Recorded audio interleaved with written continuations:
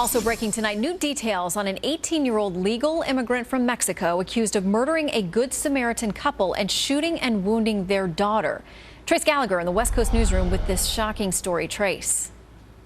Shannon, 18-year-old Jesus Deniz admitted in court today that he used a .22 caliber rifle to shoot 3 people who stopped to help him after he ran out of gas. When 52-year-old Jason Shane, his 50-year-old wife Tana, and their 24-year-old daughter Jorah pulled off the side of the road to offer assistance, the FBI says Deniz pulled out a rifle, told them to get out of their car, and demanded money. When the family said they didn't have any, Deniz told them to walk away, and then he opened fire, killing the father and mother and wounding the daughter, who was able to run for help. When he was asked why he shot the family, Deniz said he got tired of waiting around and he was mad because the daughter laughed at him.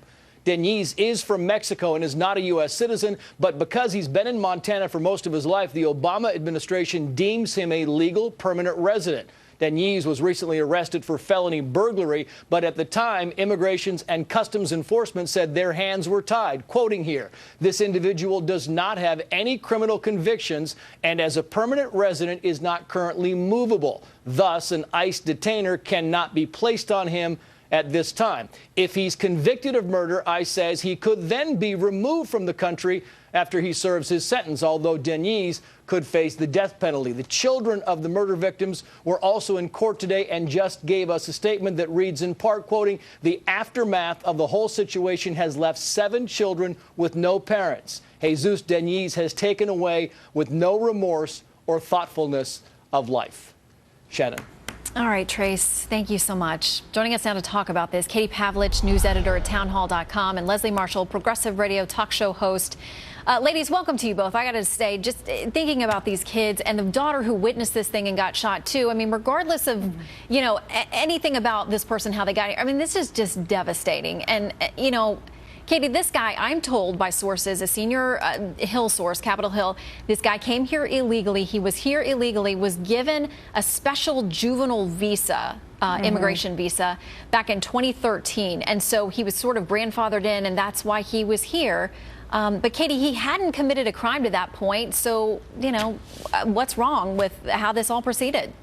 Well, the first thing I want to point out is that the White House and open border activists often argue that they don't want to tear families apart by deporting their family members even after they've committed crimes. But here we are with another case of an American family whose family has been ripped apart permanently as a result of bad illegal immigration policies. And when it comes to this guy and his criminal record, look, this is a direct result of the United States of America not enforcing entering the country illegally as a crime. You know, the authorities in this case say they couldn't deport him because of the circumstances, because he only had a burglary charge instead of a conviction, and of course he had a pass from the Obama administration. But the fact is, entering the country illegally is a deportable offense. And so if we treated everyone equally under the law, we probably wouldn't be under this situation today.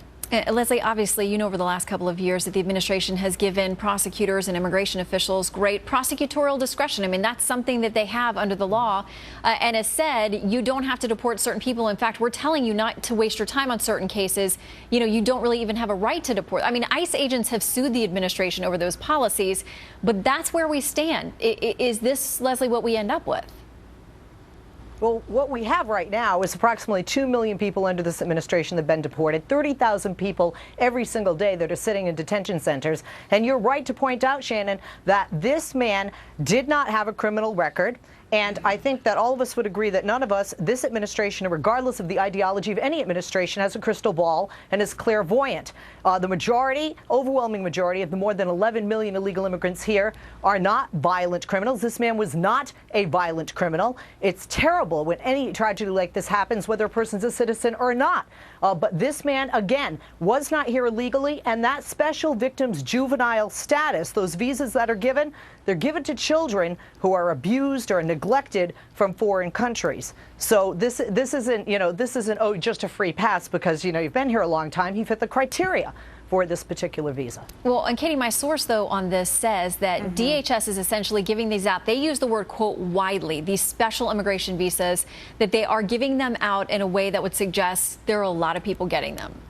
Well, and this is the problem, is they're giving them out without actually looking into the backgrounds of who these people are. And sure, Denise maybe didn't have a violent criminal record, but he had a criminal record because he was in this country illegally, and that is, in fact, a crime. And let's not forget that the Obama administration is not only giving out these juvenile visas to people who they haven't vetted necessarily, but they're also releasing tens of thousands of violent criminals with convictions of homicide and rape onto the streets of America. And to say that, well, we don't have a crystal ball and we don't know what's going to happen, why are we even allowing people who aren't allowed to be here in the first place, who have broken our laws as their first move inside the United States, to stay here at all? Well, and Leslie, we do know, as Katie pointed out, I mean, there's factual evidence to support that there have been people who have committed significant crimes that have been released, even though they are here illegally, back onto the streets.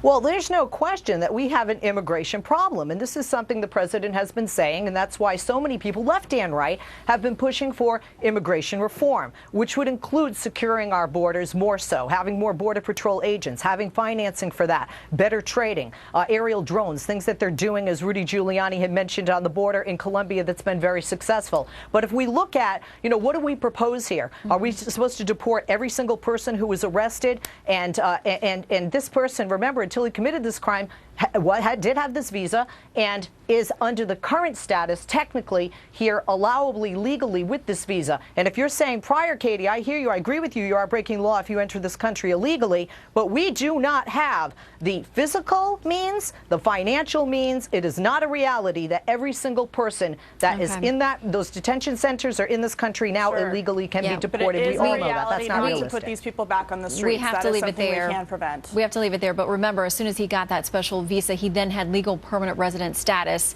and that really changes the game on a lot of things. Katie, Leslie, thank you both for this important debate tonight. Thank you, Shannon. All right, an update in the search for that missing Malaysian Airlines flight MH370. Why search officials are saying the debris washing up off the African coast is raising a whole lot of hopes of brand new clues. Plus, Cardinal Dolan slamming Donald Trump in a new op-ed. Father Jonathan Morris is here to weigh in.